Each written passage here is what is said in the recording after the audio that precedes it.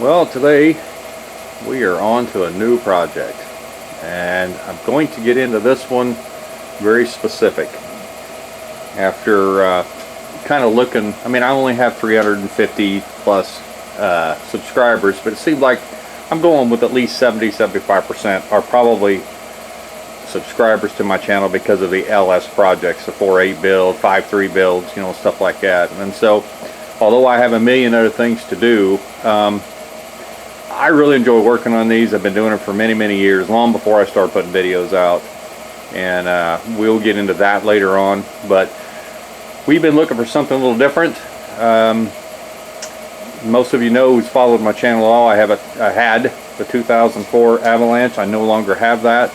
My wife was needing something for work to haul stuff around in, and I was kind of using it as a daily driver, and she would use it every once in a while to load stuff in. Well, there was a communication failure, which happens, being married, that kind of happens, and I thought she said that she wanted the tonneau covers left on, and she actually meant that she wanted them off. I kind of showed her how to take them off, and she got up. I was already at work at 4:30 in the morning, and she got up at 5:30. I was at work trying to load stuff in the dark in the middle of winter, and let's just say I was nobody's hero that day when she had to stop abruptly, and all the stuff that she had went all the way to the front of the bed, and she couldn't figure out how to get the tonneau covers off. And so, yeah, it was not pretty. So, in that said, we decided to step up. Plus, we have 7 grandkids, and we're going to start seeing them more, and we're also going to have to haul some of them around periodically, so we needed something bigger. So what you're looking at, now that you have a half of my life story,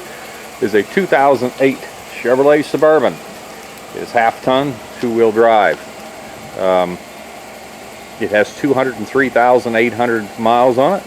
I got it from a dealership down in Oklahoma, and I paid $5,000 for it. The only damage that I know about is this front bumper. Somebody's tore the valence off the bottom, or the scraper, whatever you want to call the front, and instead of taking it off nicely, they literally took a reciprocating saw and cut it off the front of the bumper, so I can't put another one back on. So there's a piece I got to take off. There's a scratch here, which is not uncommon for these. Not only did it get down into the deal, but you can actually see kind of an outline where they bumped something. The actual only body damage I see is right there on that fender. The rest of it, besides paint wearing off the inside of the door handles, which are the painted ones, are kind of that way, it's actually pretty nice. There's no hail damage. There's a little scratch right there, but outside of that, it's pretty clean. It's very difficult to find what I specifically, oh, somebody gave me a box of stuff from the garage. It's very difficult to find, to me anyway, around this area, to find something that I prefer the color white. My HD Chevy, of course, is white and has the black interior, and that's what I specifically was looking for. And it took a while to find this, but I finally found it. It's got 3rd row seating, of course.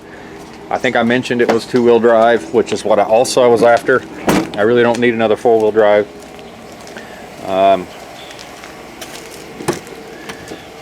It has a little wear, but no tears. The only damage in the interior that I can see is that right there in the armrest, which again is common. What I couldn't believe is that the dash isn't broke anywhere, because almost every one of these I looked at with 200,000 miles was tore up. So it tells me it may have sat in the garage. You know, when it wasn't being driven, I don't know. But it has, of course, the money light is on, check engine. It has the tire inflation light on. What I was surprised about is it does not have traction control, ABS, you know, brake, you know, because generally it seems like they always have something on. I just started up about 3 or 4 minutes ago before I started the video, probably 6 minutes. I don't know if you've noticed, but one of the reasons I got it so cheap is because it's showing 0 oil pressure. The check engine light's on. The rear end howls like a dog smashed in the middle of the street. It sings to you from about 25 to 45. You almost can't talk to the person next to you. So that's why I only paid $5,000 for it. And of course it does have the normal, you know, lettering coming off the climate control on the radio. It's not as bad on the radio as I've seen some. But anyway, we're going to fix all that stuff. But here's the deal. I'm on to the reason I started this particular thing is I wanted this specific vehicle, and I knew it was going to need help. I did not want to go broke doing it. I did not want to get a loan. So I'm tired of financing vehicles. I'm not going to do it anymore. So the decision was made. I wanted something that I knew I could work on, something that was a Gen 4 instead of a Gen 3 5.3 in it. After rebuilding that one in that '07 Yukon, I kind of enjoyed doing it. And these all have pretty much the same inherent problems. So when you get one of these and you start them up and they've got 50 lights on the dash, generally they're almost always the same thing unless something is dreadfully wrong with it. Catastrophic, transmission failure, something in the engine has failed or whatever. But basically though, these almost always have the same problem. So what I'm going to do is I put myself on a budget. And I'm not talking about the budget you see on TV where their budget is $80,000. My budget is $1,000. I want to get the check engine light off, that air pressure sensor fixed off, which I know what's wrong with that, and I'm pretty sure I know. And I want the rear end fixed. I want to do that all for $1,000, doing it myself. I'm going to try to give you a play-by-play, better video of every nut and bolt I turn instead of just jumping around. So that you can get an idea of how to fix some of this stuff yourself. One thing it's almost a must-have if you're going to go buy something, or you do this a lot, is to have some type of a code reader. I'm going to get one out where you can actually see it. And the reason you want the code reader is to help you get through some of the things, right off the bat. This will actually show if you have a solenoid bad on a transmission shift. So if they say, well, the transmission quit shifting between second, third, or it shifts wrong or whatever, you know what? These codes will generally bring that stuff up. So you can actually tell if it has a transmission problem. Not always, because the thing is, if it doesn't give a code, it's possibly mechanical. I'm trying to get this to where it doesn't have such a big glare off of it. So what we're going to do is I'm going to go through here, and we're going to go through this one by one, and we're going to fix each one of these, and I'm going to put how much it actually costs to fix this thing doing it yourself. Because some of them are going to be easier than others, and the rear end is going to be a project. Now guys, this isn't for the faint of heart, but it's not impossible to do. You do need a couple of tools that you wouldn't probably normally have. They're not that expensive. You go to Harbor Freight and get them, because if you're not going to use them every day, they need to work, but they don't need to be, it's not something that has to last you for the rest of your life.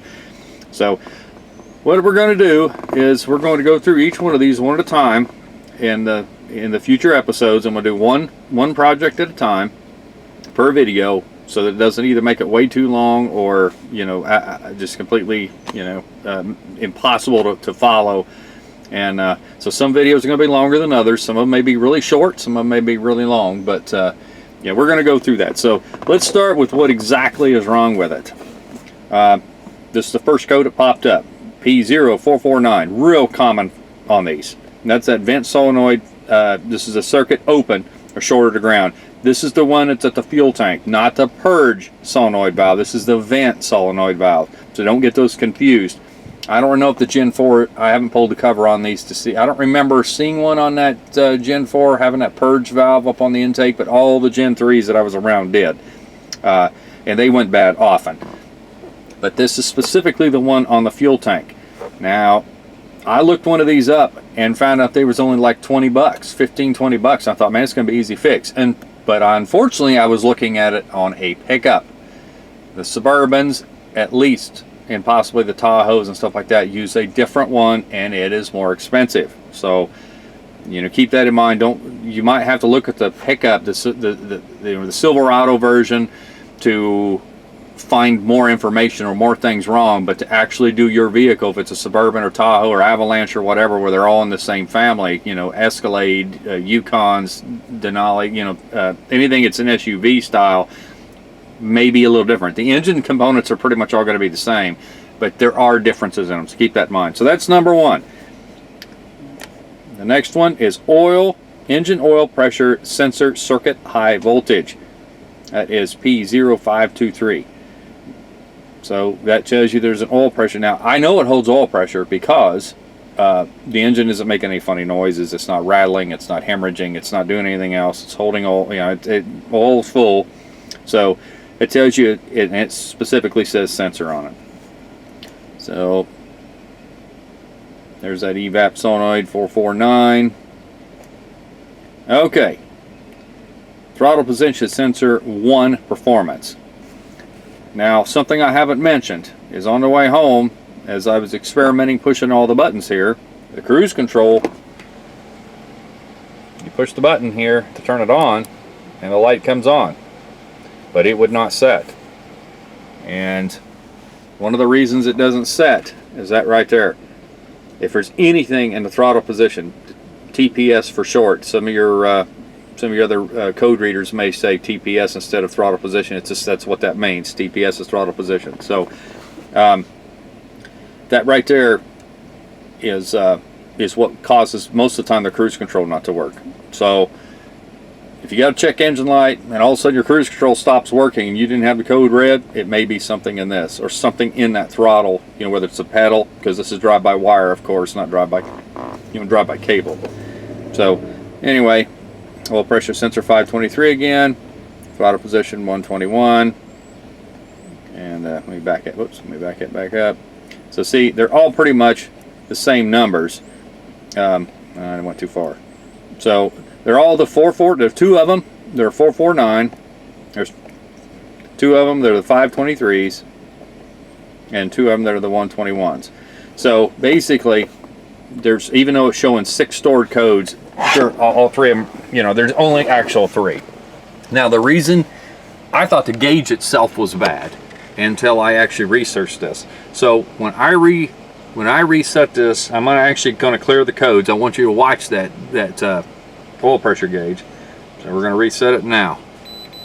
And as soon as it resets it, the gauge goes all the way to 80. And the check engine light went off for a second. Then check engine light come back on because it's already read all of its things. And then here in just a few seconds, the oil pressure, once it reads that sensor is not right, it'll go right back to 0 again. So what that tells me is that the gauge itself was actually working. It's whatever is telling the gauge, or it goes back to 0 again. So, done some research, found out it's the oil pressure sender itself. So all these things are about 50, 60 bucks. Now the throttle position sensor 1, which means or system 1, whatever it said, that's actually the throttle body itself, not the foot pedal. So anyway guys, this is the start of a project, and we are going to we're going to do this right. I ordered a repair kit for the rear axle, and it won't be here till probably here for 2-3 days, and I got the weekend off. It's possibly able to do it, I'm not sure. We are still at work, really swamped doing the turnaround, so my videos are going to be sporadic, but this is going to be a start to finish on this. We're going to make this right, we're going to make this go, and it's going to be on a budget. So stay tuned if you want to see a Suburban with a Gen 4 5.3 be fixed.